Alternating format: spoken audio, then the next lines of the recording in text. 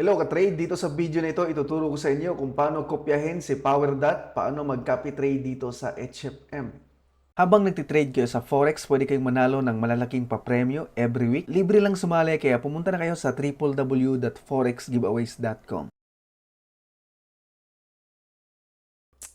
So ito ang profile ni PowerDot. Siya ay trader from Thailand. At makita natin dito yung trading records niya. Nag-profit na siya ng 342% at napakababa ng drawdown.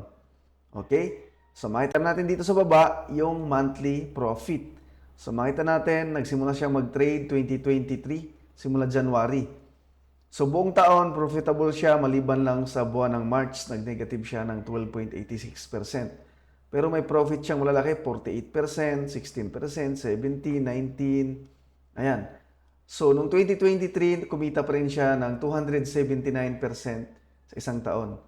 At ngayong buwan, nag-profit na siya ng 6% on January, 6% on February, 5% on March. Ngayong April, nag-down pa siya. Okay? So, ang kagandahan sa trader na ito ay napakababa ng drawdown, 8.42% lang yung drawdown. So kapag mag-copy trade ng trader, ito yung unang titingnan natin, yung drawdown. Kasi ito yung risk ng account natin. Risk na pwedeng malugi. So ito yung pinaka-taas or pinakamalaking nalugi sa account niya, 8.42% lang. Pero kumita na siya ng 342%. So mababa yung risk at malaki na yung kinita niyang reward. Okay? So para mapunta kayo dito kay PowerDot, ilagay ko yung link sa baba sa video description. Okay? Para ma-check niyo yung profile niya.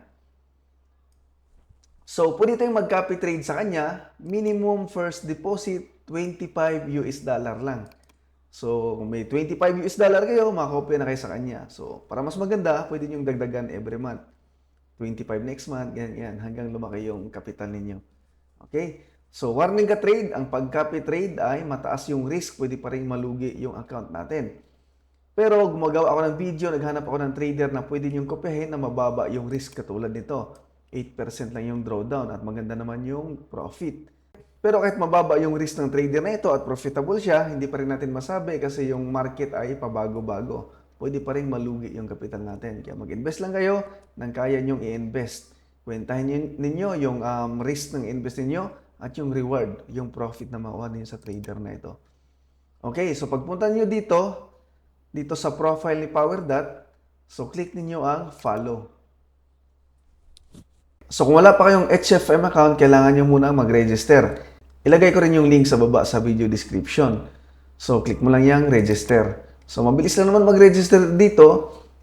Fill upan mo lang yan, tapos mag-submit ka lang ng isang valid ID. Okay, so pag na-approve na yung account niyo, pwede na kayo mag-copy trade. So dahil may account ako, punta ako sa login. So makita nyo trade, naka-login na ako. Ito na yung profile ko. So ito na rin yung balance ko. So may pera na ako dito at ito rin yung profile ni PowerDot. So kung wala pa kayong pera, kailangan nyo mag-deposit. Punta lang kayo dito sa deposit. So ito yung mga deposit method na pwede nyo gamitin. Pwedeng credit or debit card, basta may tatak na Visa or Mastercard. Pwede yan. Pwede ring bank transfer. Pwede dito yung mga local banks natin sa Pilipinas at sa tingin ko pwede rin yung GCash dito. Ang minimum deposit dito ay 1,000 US dollar. So ilagay lang naman yung amount na gusto nyo i-deposit tapos pindutin nyo lang ang deposit. Sundan nyo lang yung steps. Okay? So kung nakapag-deposit na kayo, makita nyo yan sa profile ninyo. So kung hindi pumasok yung deposit niyo o di nyo makita or may tanong kayo, mag-chat lang kayo dito sa live support, live chat.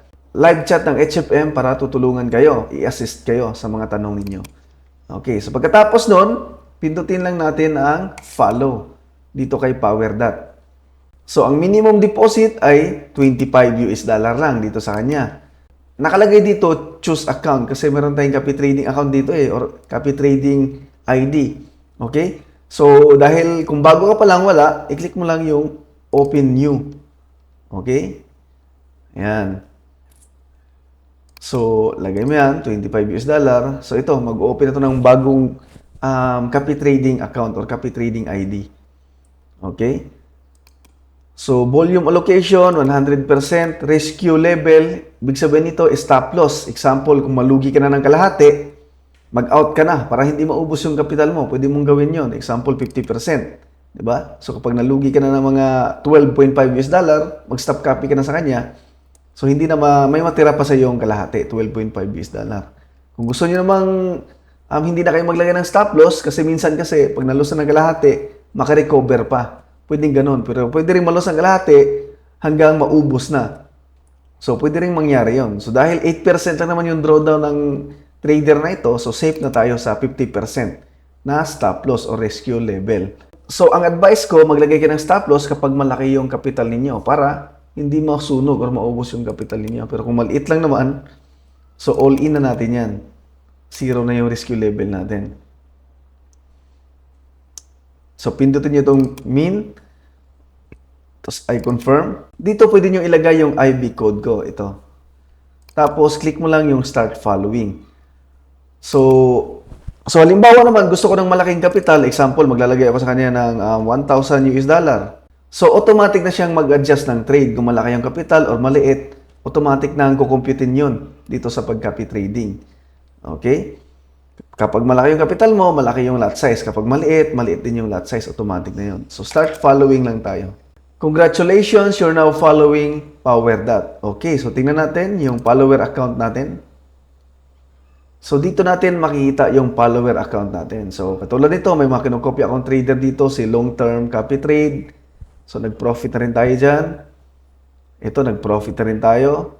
Si Night One Scalp, nag-profit na rin tayo. At ito, si PowerDot, wala pa tayong profit, 1,000 US dollar pa lang. Ngayon, kung ayaw mo nang mag-copy trade, gusto mo nang withdraw yung pera mo, sa settings, i-unfollow mo lang. So, ma-stop copy na siya, babalik na yung capital mo dito. So, ito, mababawasan, 2,000 na lang. Tapos, ayan, pwede mong withdrawin ito. Gusto mong withdrawin sa bank mo. Anytime, pwede mong withdrawin. Ganun pag legit na broker. Okay? Legit na trading platform. Ngayon, kung gusto mong makita yung mga trades ng account mo dito, yung binag-copy trade mo, pwede mong ilagin ito sa cellphone mo. I-download mo lang yung MetaTrader 4. So, i-check mo dito sa email mo yung email ng HFM o kaya dito sa inbox o kaya dito sa spam. So, nakita ko nandito siya sa spam. Ayan. So, ito yung account number.